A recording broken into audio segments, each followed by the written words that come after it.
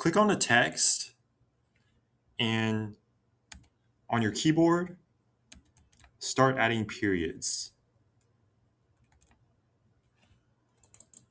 You can come over to the top to advanced settings. You can adjust the letter spacing of the dots itself.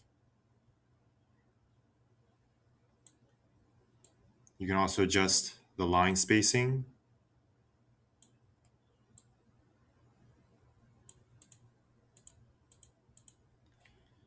So let's say I'm okay with this right now. I can increase the dot size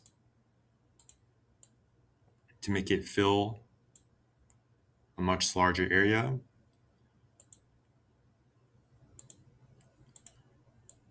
Now, if you want to fill the whole page with this exact same pattern, all you need to do is double click, or if you're on a PC, hit Ctrl A.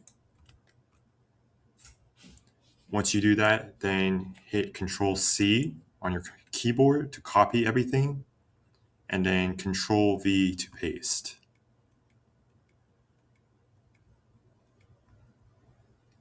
And now that 3 rows of periods is now copied down to the whole page.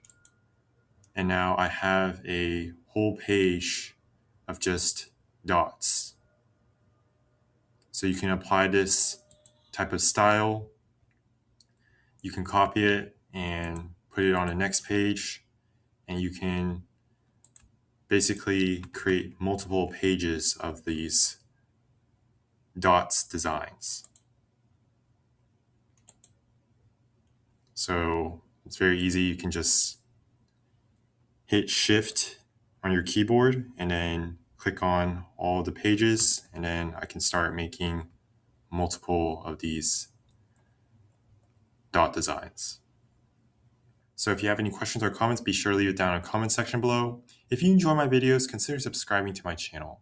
Thank you and have a great day.